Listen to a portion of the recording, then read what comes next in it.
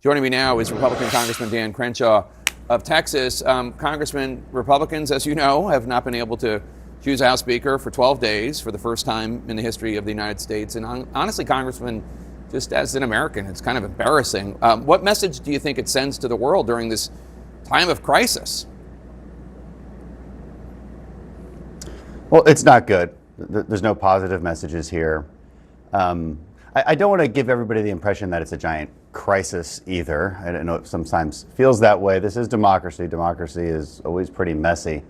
I think what the real problem is that we've allowed a different process of democracy to take hold within our own conference, which is that majority doesn't rule. That's how Speaker McCarthy was deposed. You only had 4% of our conference actually against him, and somehow he was deposed. Now, of course, the Democrats made up the rest of that majority. There's nobody blames them for this because it's just assumed that they're going to vote against the speaker. But you know that's how this stuff happens. It's not pretty. There's real calls for changes in those internal rules that we abide by in the conference. But we're going to get through it. We're going to get through it. Look, it's really hard to screw up America, Jake. A lot of people have been trying for well over 250 years, and we're still at the top. So let's be optimistic. So the current speaker nominee is Congressman Jim Jordan of Ohio, but 55 of your fellow Republicans suggested they're not going to support him on a floor vote. It seems like some of them will never support him because they don't like him, and some of them just don't want to reward the members of Congress who have prompted this mess, who either are part of the 8 who got rid of McCarthy or part of the 20 who opposed the more conservative spending bill. You know who I'm talking about. Do you think Jordan is going to be able to get 217? Because it doesn't sound like, from my reporting, that he's going to. Nothing's impossible, but it's going to be really, really difficult based on what I'm hearing. I don't have a good read on what every single member is thinking. As you said, there's a lot of different reasons with different members. It's impossible for any member of our conference to get 217 true believers, 217 people who truly think you're the best, right? So we have a democratic process for a reason. You have a race, and then somebody wins a majority. It's like a primary election. And I tell people all the time, if you don't like your primary candidate as a Republican, you don't go voting for the Democrat in the general election. Democrats, of course, don't do it either. And that's how this is supposed to run. Like I said, we've gotten away from that basic principle, and that's really killing us right now. So what I would really recommend to Jordan's allies too is a lot of them have mounted this high pressure campaign. They're gonna whip up Twitter against the people who are against Jordan.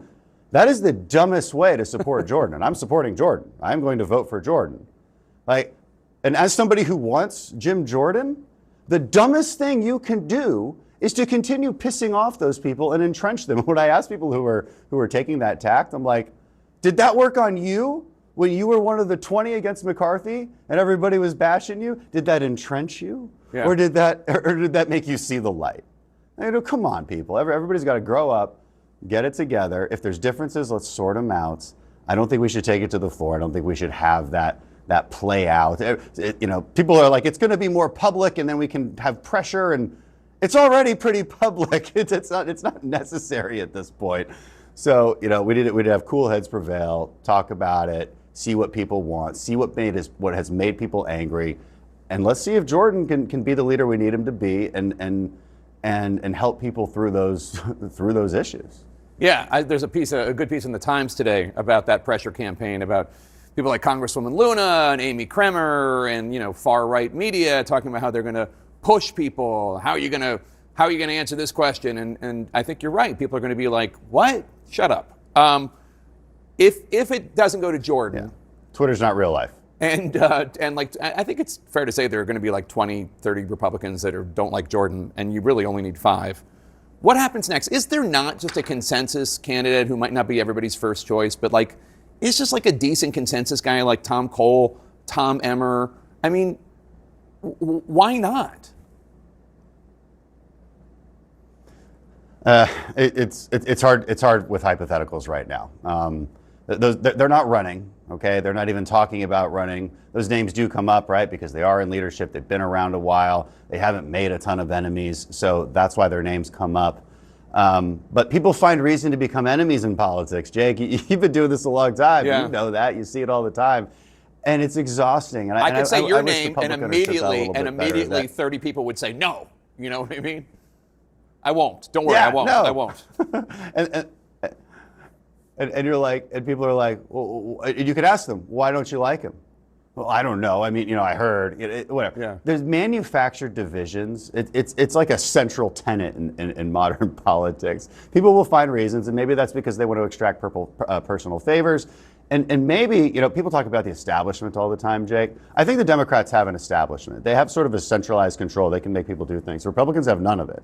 By definition, you don't have an establishment if 4% can depose your speaker. By definition, you don't have an establishment when you get more popular by quote unquote bucking the establishment. It negates the existence of the establishment. And so we just have a very different dynamic here. It's democracy. It's messy. We're going to get through it. So I heard one hypothetical that after the next, so that Jordan doesn't get it, and I should also note, just like there are Republicans who don't like how he was kind of like one of the conspirators on the attempt to overturn the election. There's that whole OSU thing with whatever. I don't want to get into all that, but like there are people who thinks he has a lot of baggage. Then it goes to some other round and like somebody else tries and doesn't get it. And then I've heard this hypothetical where people say, well, let's just bring McCarthy back, and either that happens or McHenry gets it by default. Is that possible, you think? Anything's possible. These are very unlikely. McCarthy has to actually want to run. There's out of protest, some members will vote for McCarthy. He has no intention of running. Jordan has been a true ally to McCarthy, at least from everything I've seen and what McCarthy is saying now.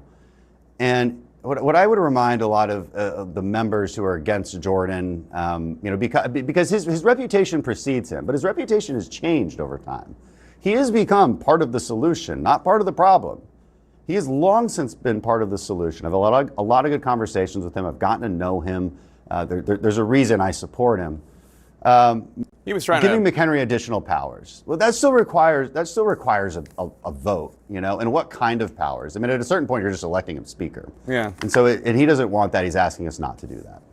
I mean, he defied the congressional subpoena and he was trying to get Pence to overturn the electoral votes. But anyway, you're in the Jordan camp. But a lot of them did that. If I held that grudge, I wouldn't have friends in the Republican conference. That's two-thirds of the conference. So.